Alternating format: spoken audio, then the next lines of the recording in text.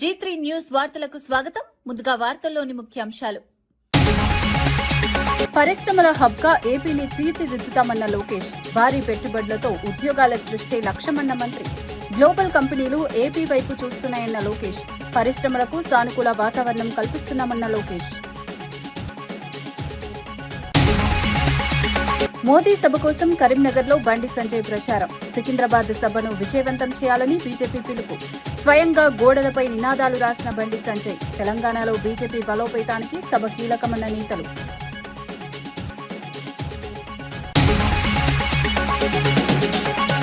సీతక్క చేతుల మీదుగా విద్యుత్ ఉప కేంద్ర ప్రారంభం. ప్రజా దర్బార్లో గ్రామ సమస్యలు విన్న మంత్రి సీతక్క. 1.46 కోట్లతో నిర్మించిన విద్యుత్ కేంద్రం ప్రారంభం. గ్రామీణ అభివృద్ధికి ప్రభుత్వం కట్టుబడి ఉందన్న సీతక్క. సీఎం కాన్వాయ్ వల్ల ప్రజలకు ఇబ్బంది వద్దన్న రేవంత్. ట్రాఫిక్ నియంత్రణపై డీజీపీ సివి ఆనంద్ సమీక్ష. ప్రజలకు ఇబ్బందులు తగ్గించాలని పోలీసులకు ఆదేశాలు. సీఎం ఆదేశాలతో ట్రాఫిక్ నిర్వహణపై ప్రత్యేక దృష్టి.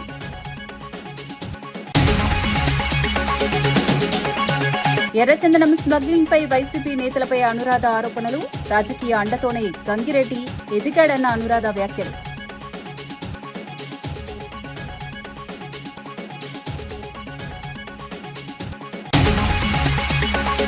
రాష్ట్రంలో పరిశ్రమలకు అనుకూల ఎకోసిస్టమ్ రూపకల్పన సీఎం చంద్రబాబు విజన్ అని మంత్రి నారా లోకేష్ తెలిపారు. గ్లోబల్ దిగ్గజం క్యారియర్ పరిశ్రమ ఏపీకి రావడం శుభపరిణామమని తెలిపారు. 2027 నాటికి దేశానికి అవసరమైన 60% ఉత్పత్తిని పూర్తి చేయాలని లక్ష్యంగా పెట్టుకున్నామని చెప్పారు. పరిశ్రమల ద్వారా పెద్ద ఎత్తున ఉద్యోగాలు సృష్టించాలన్నదే ప్రభుత్వ ఉద్దేశమని తెలిపారు. పెట్టుబడులను ఆకర్షించేందుకు ప్రత్యేక విధానాలు అమలు చేస్తున్నామని తెలిపారు. రాష్ట్రాన్ని పరిశ్రమల హబ్గా తీర్చిదిద్దాలని లక్ష్యంగా పెట్టుకున్నామని అన్నారు. యువతకు ఉపాధి అవకాశాలు పెరిగేలా చర్యలు తీసుకుంటున్నామని తెలిపారు. ప్రపంచ స్థాయి కంపెనీలు ఏపీ వైపు చూస్తున్నాయని పేర్కొన్నారు. పరిశ్రమల విస్తరణతో ఆర్థికాభివృద్ది వేగవంతమవుతుందని చెప్పారు. పెట్టుబడులకు అనుకూల వాతావరణం కల్పిస్తున్నామని తెలిపారు. రాష్ట్ర అభివృద్దికి ఇది కీలక అడుగు అని అన్నారు. We expect to manufacture 60% of India's air conditioning requirement here in Sri City. And by 2028, thanks to Carrier, we should now achieve 80% of India's air conditioning coming out of Sri City. We are a $200 billion economy, aspiring to be a $2.4 trillion economy by 2047. And is there something that my Chief Minister has shown to the world? If he dreams it, he will deliver it. Warangal గడ్డ పోరాటాలకు ప్రతీక అని BRS working president KTR పేర్కొన్నారు. ఇది కాకతీయుల పౌరుషాల గడ్డ, కాళోజీ ఆత్మగౌరవ అడ్డా అని అన్నారు. ప్రొఫెసర్ జయశంకర్ పుట్టిన నేల ఈ ఓరుగల్లు అని గుర్తు చేశారు. ఉద్యమ సమయంలో వరంగల్ ఎలా కదం తొక్కిందో అందరికీ తెలుసునని వ్యాఖ్యానించారు. ఇక్కడ ఏ పని మొదలుపెట్టినా విజయవంతమవుతుందన్న నమ్మకం కేసీఆర్ కు ఉందని చెప్పారు. మహాగర్జన రజతోత్సవ సభలు చరిత్ర సృష్టించాయని గుర్తు చేశారు. ద్రోహులకు గుండె జల్లుమణిలా పోరాటం చేసే నేల ఇది అని వ్యాఖ్యానించారు. తెలంగాణ ఉద్యమంలో వరంగల్ పాత్ర కీలకమని తెలిపారు. కార్యకర్తల్లో ఉత్సాహాన్ని నింపేలా కేటీఆర్ ప్రసంగం సాగింది. నయవంచనకు మోసానికి 4 ఏళ్లు నిండింది. ఇది కాకతీయ పౌరుషాల గడ్డ, ఇది కాళోజీ ఆత్మ గౌరవ గడ్డ, జయశంకర్ సారు పుట్టిన గడ్డ ఈ ఓరుగల్లు. పోరాటాల విల్లు ఎక్కుపెడితే ఓరుగల్లు ద్రోహులకు గుండె జల్లుమంటది. అది మనం తెలంగాణ ఉద్యమంలోనే చూసిన విషయం కూడా నేను మీకు గుర్తు చేస్తా ఉన్నా. నర్సంపేట నుంచి ఇప్పుడే గౌరవనీయులు గౌరవ పెద్దలు రైతు మా గోపాలన్న మాట్లాడిండు. మా పెద్ద సుదర్శన్ రెడ్డి గారు మా సోదరుడు, వారిని ఆహ్వానిస్తే ఇక్కడికి వచ్చినారు. గోపాలన్న మాట్లాడితే మీ కేరింతలు, మీ చప్పట్లు వింటే నేను మధుసూదనాచారి గారు అనుకుంటా ఉన్నాం. ఇక మనం ఎవ్వరు మాట్లాడే అవసరం లేదు. రైతుల గుండెల్లో ఉన్న మాట గోపాలన్న చెప్పిండు అని చెప్పి మేం మాట్లాడుకుంటా ఉన్న పరిస్థితి మీ అందరికీ యాదికుండాలి. తెలంగాణ ఉద్యమ సమయంలో కూడా వరంగల్ ఎట్లా కదం దొక్కిందో మీ అందరికీ గుర్తున్నది. ఆ రోజుల్లో ఉద్యమ సమయంలో మా వినయ్ భాస్కర్ గారు పిలిస్తే నేను కూడా ఇదే హనుమకొండలో కాగడా పట్టుకొని మీతో పాటు కవాతు చేసిన. ఈ వరంగల్ వీధుల్లో తిరిగినాం. వరంగల్ జైల్లో ఆ ఉద్యమంలో భాగంగా ఇక్కడనే 2 రోజులు ఇక్కడే ఉన్నాం. ఏ పని ఇక్కడ మొదలుపెట్టినా విజయవంతమవుతుందనేది కేసీఆర్ గారి యొక్క నమ్మకం, కేసీఆర్ గారి యొక్క విశ్వాసం. అందుకే మహాగర్జన పెట్టిన రజతోత్సవ సభ మొన్న ఎల్కతుర్తిలో వరంగల్ అంటుకొని పెట్టినా వరంగల్ ఎంచుకోవడానికి కారణమే మరి మీ మీద ఉన్న విశ్వాసం.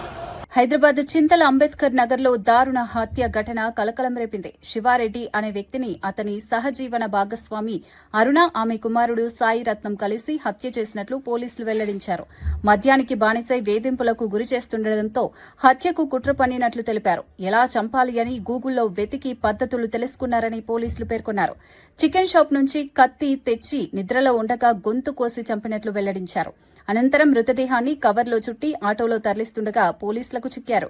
డీసీపీ కోటిరెడ్డి నిందితులను అరెస్ట్ చేసి రిమాండ్కు తరలించినట్లు తెలిపారు. ఈ ఘటన స్థానికంగా భయాందోళనలు కలిగించింది. గూగుల్ను ఉపయోగించి నేరానికి పాల్పడటం చర్చనీయాంశమైంది. కుటుంబ విభేదాలు ఈ దారుణానికి కారణమయ్యాయని పోలీసులు చెబుతున్నారు. కేసు నమోదు చేసి దర్యాప్తు కొనసాగుతోంది. నిందితులపై కఠిన చర్యలు తీసుకుంటామని పోలీసులు స్పష్టం చేశారు. వీళ్ళిద్దరు ఈ మర్డర్ కేసులో ఇన్వాల్వ్ అయినారు. దీంట్లో ఏంటంటే మృతుడు ఎవరైతే ఉన్నాడో శివారెడ్డి ఇక్కడే పనిచేసుకుంటూ గత 10 సంవత్సరాల నుంచి కూడా వీళ్ళు ఒకరికొకరు పరిచయం ఉండటము, దాంతో అతను కూడా వీళ్ళింట్లోనే ఉండటం సాధ్యమైనంత వరకు అతనికి పెళ్లి కాకపోవడం వల్ల వీళ్ళతోటే ఉండి ఒక రిలేషన్ పెట్టుకొని ఉంటున్నారు ఇక్కడ. అయితే అతను ఉండేవాడు మంచిగా ఉండకుండా తాగిన మత్తులో కొంచెం వాళ్ళని బాగా అబ్యూజ్ చేయడము, కొట్టడము, ఫిజికల్గా మెంటల్గా హెరాస్ చేసినటువంటి నేపథ్యంలో ఇద్దరు కలిసి ఇతను ఎలా ఎలిమినేట్ చేయాలనే ఉద్దేశాన్ని ఒక పథకం ప్రకారం చేయడం జరిగింది. దానికి సంబంధించి ఆయన ఏ విధంగా ఇతన్ని చంపొచ్చు అనేది అతను యూట్యూబ్లలో చూసుకోవడము, గూగుల్లో సెర్చ్ చేయడము, అదేవిధంగా కత్తిని కూడా అప్పటికప్పుడు కొనుక్కొచ్చుకోవడము, ఇవన్నీ చేసి వీళ్ళ ఆ బ్లడ్ సైన్స్ బట్టలు అయితేనే వాటిని కూడా కనపడకుండా ఆల్రెడీ పడేసిరా పక్కన కనపడకుండా చేయడానికి ప్రయత్నం చేయడం, ఇవన్నీ చేస్తే ఇమీడియట్గా మన వాళ్ళు వాటన్నిటిని కూడా ఆ నైఫ్ కానీ ఇక్కడ పెట్టిరా ఒక కత్తి, ఆ కత్తిని తర్వాత దానికి వాళ్ళ బట్టలు బ్లడ్ స్టెయిన్ బట్టలు అన్ని కూడా రికవర్ చేయడం జరిగింది. బీజేపీ సివి ఆనంద్ పోలీసు కమిషనర్లతో వీడియో కాన్ఫరెన్స్ నిర్వహించారు. సీఎం రేవంత్ రెడ్డి ఆదేశాల మేరకు ట్రాఫిక్ నియంత్రణపై పోలీసులకు దిశానిర్దేశం చేశారు. సీఎం ఢిల్లీ పర్యటన నేపథ్యంలో శంషాబాద్ ఎయిర్పోర్టు సమీపంలో వాహనాలను నిలిపివేశారు. అయితే తన కాన్వాయ్ కోసం సామాన్య ప్రజలకు ఇబ్బంది కలిగించవద్దని సీఎం పోలీసు శాఖకు స్పష్టం చేశారు. ఈ మేరకు ట్రాఫిక్ నిర్వహణపై సమీక్ష చేపట్టారు. సమావేశంలో హైదరాబాద్, సైబరాబాద్, మల్కాజ్గిరి పోలీస్ కమిషనర్లు పాల్గొన్నారు. ప్రజలకు ఇబ్బందులు తక్కువగా ఉండేలా చర్యలు తీసుకోవాలని డీజీపీ ఆదేశించారు.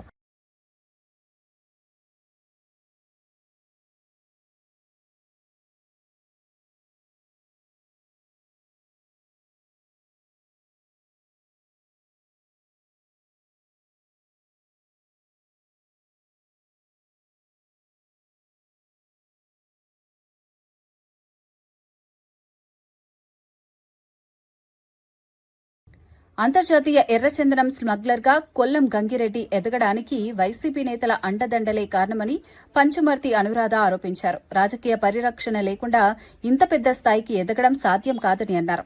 ఎర్రచందనం స్మగ్లింగ్ వల్ల రాష్ట ప్రతిష్ట దెబ్బతిందని విమర్శించారు. ఈ వ్యవహారంపై పూర్తిస్థాయి విచారణ జరపాలని డిమాండ్ చేశారు. బాధ్యులపై కఠిన చర్యలు తీసుకోవాలని అన్నారు. వైసీపీ పాలనలో అక్రమాలు పెరిగిపోయాయని ఆరోపించారు. రాజకీయ నాయకుల ప్రమేయం బయటపడాలని పేర్కొన్నారు. రాష్ట సంపదను దోచుకుంటున్న వారిని వదిలిపెట్టొద్దని డిమాండ్ చేశారు. ఈ వ్యాఖ్యలు రాజకీయంగా సంచలనంగా మారాయి. ఎర్రచందనం స్మగ్లింగ్ మళ్లీ చర్చకు వచ్చింది. ప్రజలకు నిజాలు తెలియాల్సిన అవసరం ఉందని అన్నారు. ప్రభుత్వం వెంటనే స్పందించాలని కోరారు. కట్టబెట్టారో మొత్తం తేట తెల్లమయ్యింది. ప్రపంచ స్థాయిలో ఉన్న పరిచయాలతో, ప్రపంచ స్థాయిలో ఉన్న కంపెనీలతో పరిచయాలు పెంచుకొని ఆ కంపెనీలన్నిటినీ ఈరోజు ఆంధ్రప్రదేశ్కి ఏ రకంగా తీసుకొస్తున్నారో నారా చంద్రబాబు నాయుడు గారు మీరందరూ చూశారు. ఈ జగన్మోహన్ రెడ్డి ప్రపంచ స్థాయి స్మగ్లర్తో, నేర చరిత్రలతో ఉన్న వ్యక్తులతో సావాసం. నారా చంద్రబాబు నాయుడు గారు ప్రపంచ స్థాయి కంపెనీలతో సావాసం చేసి అవి ఆంధ్ర రాష్ట్రానికి ఎలా ఉపయోగపడతాయో. మే 10న సికింద్రాబాద్ పెరేడ్ గ్రౌండ్స్ లో జరగనున్న ప్రధాని మోదీ భారీ బహిరంగ సభ కోసం కేంద్ర మంత్రి బండి సంజయ్ కరీంనగర్ లో విస్తృత ప్రచారం నిర్వహిస్తున్నారు. సభకు భారీ జన సమీకరణ లక్ష్యంగా కార్యకర్తలను ఉత్సాహపరుస్తున్నారు. స్వయంగా గోడలపై నినాదాలు రాస్తూ ప్రచారంలో పాల్గొన్నారు. మోదీ సభ చారిత్రాత్మకంగా నిలవాలని పిలుపునిచ్చారు. తెలంగాణలో బీజేపీ బలోపేతానికి ఈ సభ కీలకమని పేర్కొన్నారు. కార్యకర్తలు పెద్ద ఎత్తున ప్రచారంలో పాల్గొంటున్నారు. రాష్ట్ర రాజకీయాల్లో ఈ సభ ప్రాధాన్యత సంతరించుకుంది. ప్రజలు భారీగా హాజరవుతారని నేతలు ధీమా వ్యక్తం చేస్తున్నారు. బీజేపీ కార్యకర్తల్లో ఉత్సాహం పెరిగింది. సభ విజయవంతం చేసేందుకు అన్ని ఏర్పాట్లు చేస్తున్నట్లు తెలిపారు. మోదీ సందేశాన్ని ప్రజల్లోకి తీసుకెళ్తామని అన్నారు. ఈ కార్యక్రమం రాజకీయంగా చర్చనీయాంశమైంది.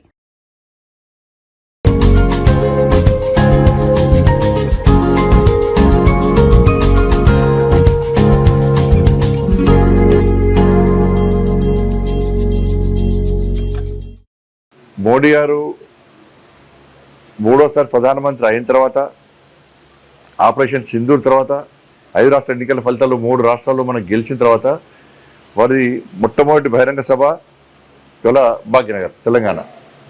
ఈ సందర్భంగా వారికి ఘనమైన స్వాగతం పలికారు. సార్, నెక్స్ట్ తెలంగాణలో కూడా మేము సిద్ధంగా ఉన్నాం. మీ అండదండతో, మీ ఆశీర్వాదంతో మీ రాజ్యం, రామరాజ్యాన్ని తెలంగాణ రాష్ట్రంలో తీసుకురావడానికి మేము సిద్ధంగా ఉన్నటువంటి ఒక సంకేతం ఇవ్వడానికి ఇవాళ అందరం కష్టపడి పనిచేసి ఈ బహిరంగ సభను విజయవంతం చేసే ప్రయత్నం చేయాలి. నిన్న ఫలితాల తర్వాత తెలంగాణ రాష్ట్రంలో ప్రతి కార్యకర్త రెడీ ఉన్నాడు. ఎప్పుడు 10వ తారీఖు వస్తుందా, ఎప్పుడు నేను పరేడ్ గ్రౌండ్స్ పోయి భారత్ మాతకి జై, జై శ్రీరామ్ నినాదాలతో గర్జించాలి, గాండ్రించాలి, మోడీ గారికి స్వాగతం పలకాలి, మోడీ గారికి అభినందన తెలిపాలని చెప్పి ప్రతి కార్యకర్త కూడా ఇలా జోస్తో ఎదురుస్తూ ఉన్నారు. అందరు స్వచ్ఛందంగా తల్లిలోనే సిద్ధంగా ఉన్నారు. కరీంనగర్ జిల్లా నుంచి కూడా మనందరం ఎక్కువ సంఖ్యలో స్వచ్ఛందంగా అందరం కూడా ఈ బహిరంగ సభను విజయవంతం చేసే ప్రయత్నం చేయాలి. తెలంగాణలో కాంగ్రెస్ ప్రభుత్వ రోజులు దగ్గర పడుతున్నాయని బీజేపీ నేత రఘునందన్ రావు అన్నారు. త్వరలో రాష్ట్రంలో బీజేపీ జెండా ఎగురుతుందని ధీమా వ్యక్తం చేశారు. మహబూబ్ నగర్ లో జరిగిన కీలక కార్యకర్తల సమావేశంలో ఆయన ఈ వ్యాఖ్యలు చేశారు. కాంగ్రెస్ ప్రభుత్వం ప్రజల విశ్వాసాన్ని కోల్పోయిందని విమర్శించారు. రాష్ట్రంలో మార్పు కోసం ప్రజలు ఎదురు చూస్తున్నారని అన్నారు. బీజేపీ కార్యకర్తలు కష్టపడి పనిచేయాలని పిలుపునిచ్చారు. కేంద్ర ప్రభుత్వ అభివృద్ది కార్యక్రమాలను ప్రజల్లోకి తీసుకెళ్లాలని సూచించారు.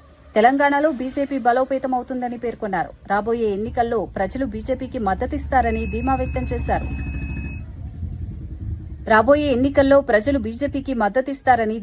చేశారు. పార్టీ శక్తిని గ్రామ స్థాయికి విస్తరించాలని పిలుపునిచ్చారు. ఈ వ్యాఖ్యలు రాజకీయంగా ఆసక్తి రేకెత్తిస్తున్నాయి.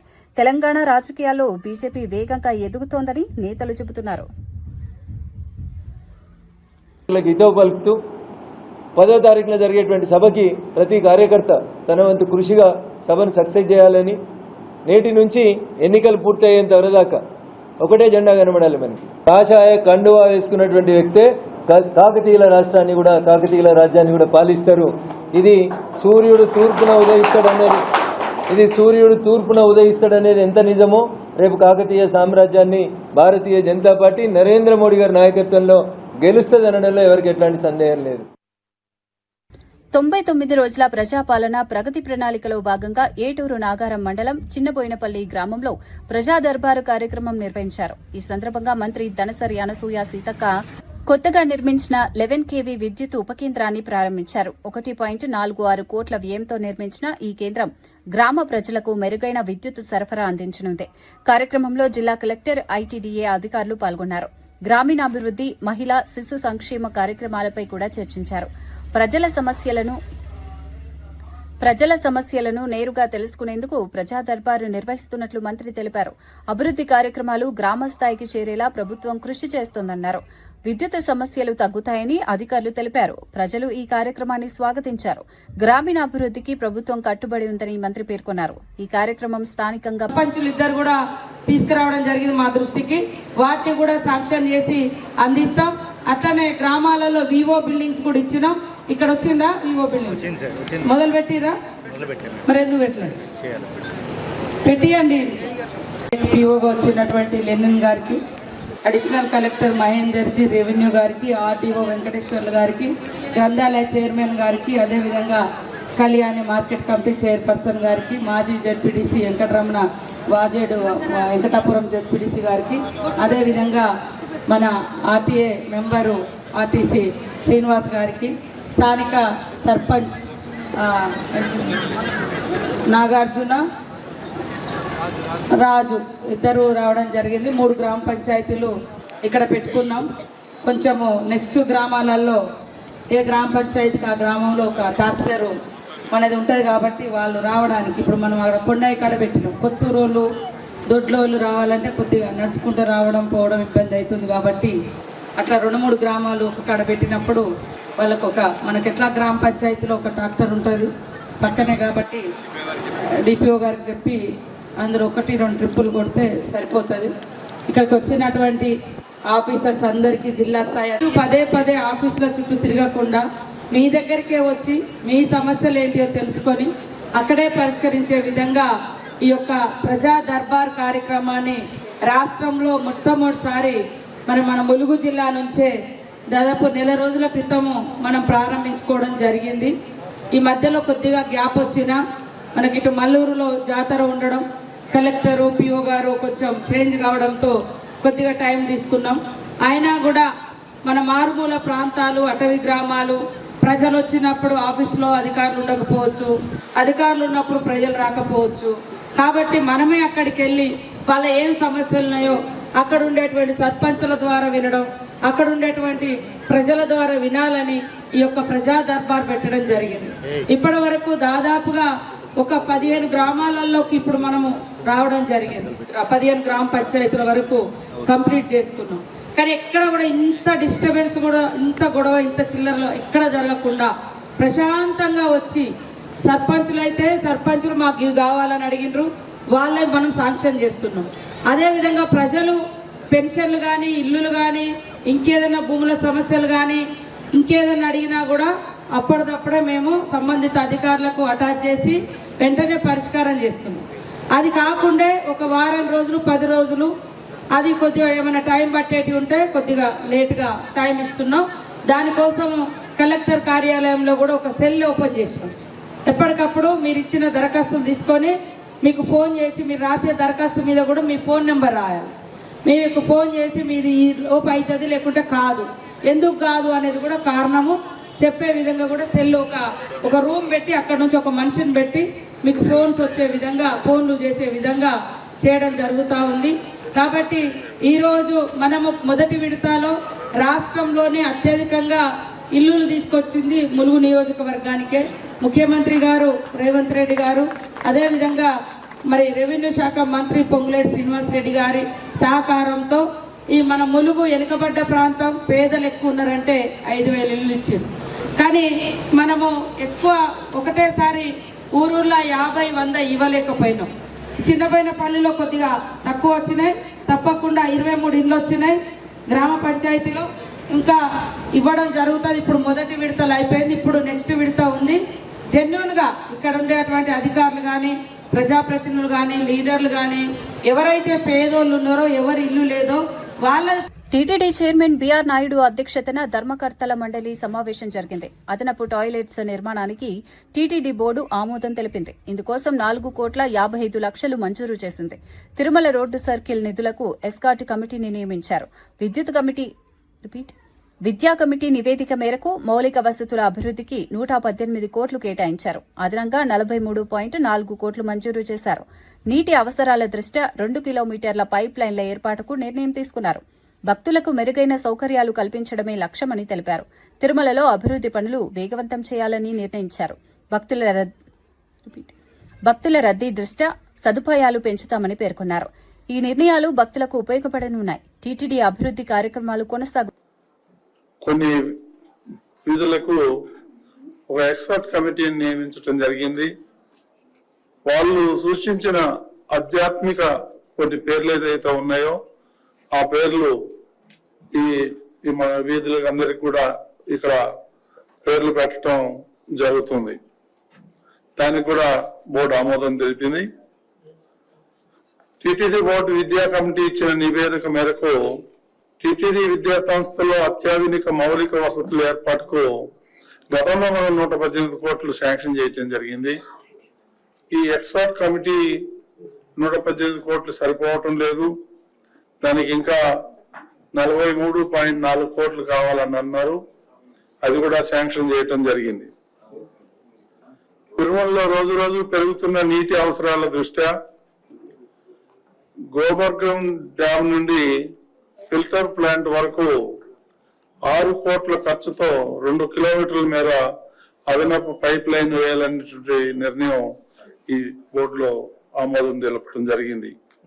అదేవిధంగా టిటిడి అవసరాల నిమిత్తం 44.2 కోట్లతో ఏపీకి చెందిన ఆప్కో, తమిళనాడుకి చెందిన కోఆప్టెక్స్ వారి నుండి పట్టు వస్త్రాలు, దుప్పటాలు తదితర కొనుగోలు చేయాలని చెప్పేసి ఆ రెండు కూడా గవర్నమెంట్ సంస్థలు కాబట్టి అది ఆమోదం తెలపడం జరిగింది. పెట్రోల్, డీజిల్, గ్యాస్ ధరల పెరుగుదలపై భూపాల్పల్లిలో సిపిఐ శ్రేణులు నిరసన చేపట్టాయి. రాష్ట్ర వ్యాప్త ఆందోళనలో భాగంగా రోడ్డుపైకి వచ్చి భారీ ప్రదర్శన నిర్వహించాయి.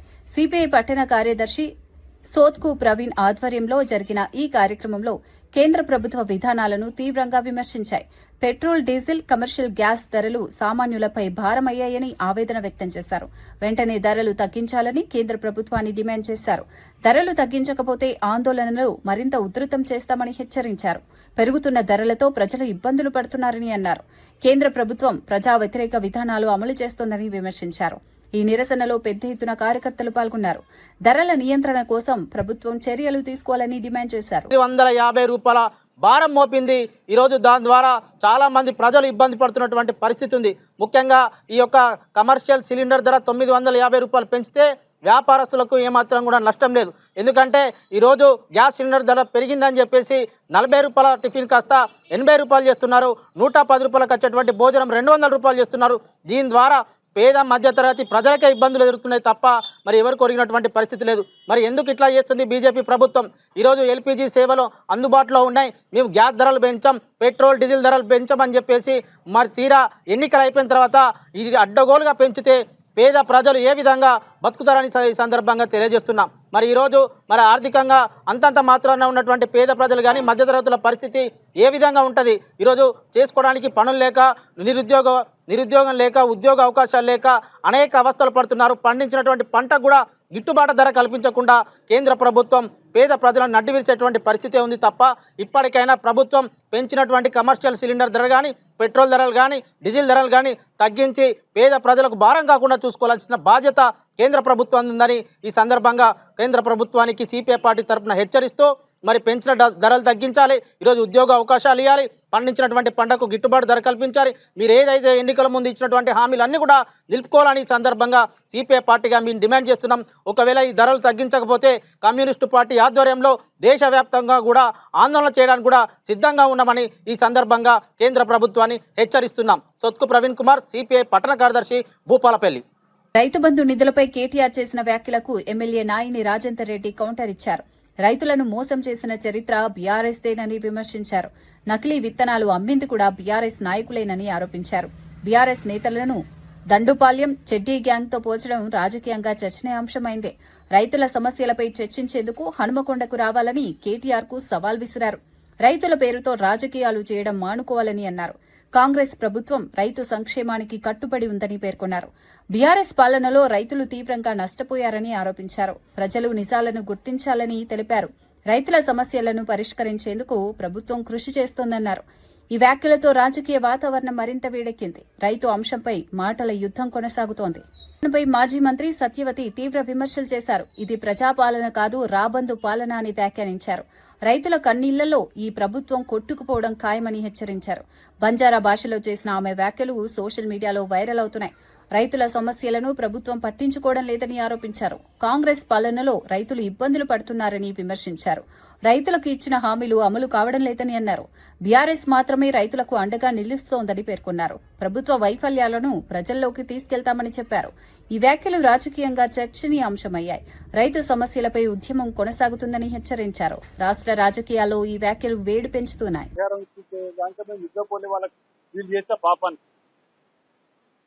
నరసింహమూర్తి టీఆర్ఎస్ నాయకుడు వెంకటాపురం వేల మంది రైతులకు నకిలీ విత్తనాలు అమ్మిన ముఠా ఇది. హన్మకొండ చౌరస్తాకి రా, ఇక్కడనే ఉన్నావు కదా, ఇది ఇంతకంటే ఎక్కువ ఇంపార్టెంట్ ఏం లేదు కదా, ఒక గంట కూర్చున్నాం రా, మీరు అందరు అన్నారు కూర్చున్నాం ఆ ముఠా, నేను చెప్పిన చెడ్డి గ్యాంగ్ అని, నేను చెప్పిన దండపడ ముఠా అని, అది మాకే చెప్తాను.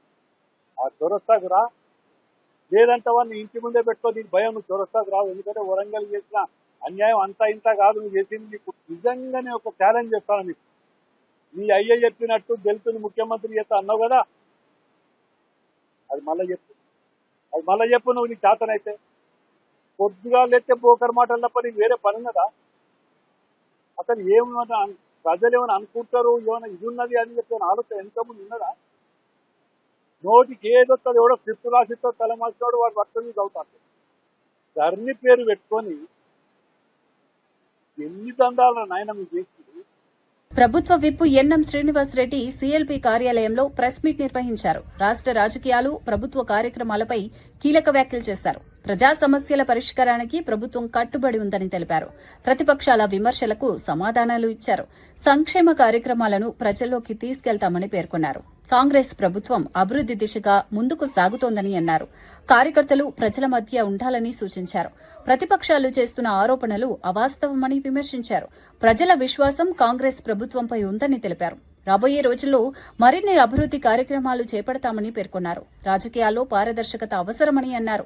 ఈ ప్రెస్ మీట్ కు రాజకీయ ప్రాధాన్యతకు నెలకొంది. 6,000 నుంచి 8,000 మంది రైతులు చనిపోతే ఏ ఒక్క రైతును కూడా మీరు ఆ కుటుంబాన్ని పరామర్శించలే. ఆ రోజు రాహుల్ గాంధీ గారు ప్రతిపక్ష పార్టీలో పిసిసి అధ్యక్షులుగా రేవంత్ రెడ్డి గారు రైతులకు ఒక భరోసా కల్పించాలని ఒక ఆలోచనతోని రాహుల్ గాంధీ గారు వరంగల్ రైతు మీటింగ్ పెట్టడం జరిగింది. రైతులకు ఒక భరోసా ఇవ్వడం జరిగింది. మీరు పండించిన పంటకు గిట్టుబాటు ధర లేక ప్రకృతి వల్ల పంట నష్టాలు జరుగుతూ ఉంటే మీరు అప్పుల పాలు అవుతా ఉన్నారు, ఆత్మహత్యలు చేసుకుంటున్నారు. కాబట్టి రైతులకు ఒక భరోసా ఇవ్వాలని చెప్పి ఆ రోజు రైతు డిక్లరేషన్ వరంగల్ నుంచి రాహుల్ గాంధీ యొక్క ఆధ్వర్యంలో చేయడం జరిగింది. తదనంతరం రాష్ట్రంలో గాంధీ కుటుంబం అంటే ఒక నమ్మకం. గాంధీ కుటుంబాన్ని విమర్శించినంత మాత్రాన పెద్ద రాజకీయ మొగోడవైతం అనుకుంటే అది భ్రమ. ఇలా గాంధీ కుటుంబాన్ని విమర్శిస్తే నువ్వు రాజకీయంగా కన్మరుగాక తప్పదని చెప్పి నేను మాట్లాడుతూ ఉన్న పత్రిక ముఖంగా.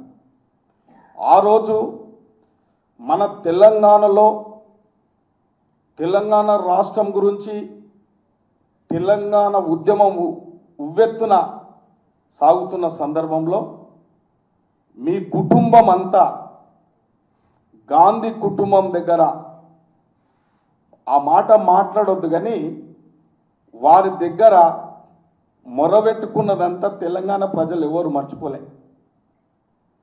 వచ్చిన తెలంగాణను ఒక కుటుంబ పాలనగా, ఒక నియంత్రిత పాలనగా, దౌర్జన్యంగా, దుర్మార్గంగా ఏ ఒక్క వర్గాన్ని కూడా మీరు పట్టించుకున్న దాఖలాలు లేవు.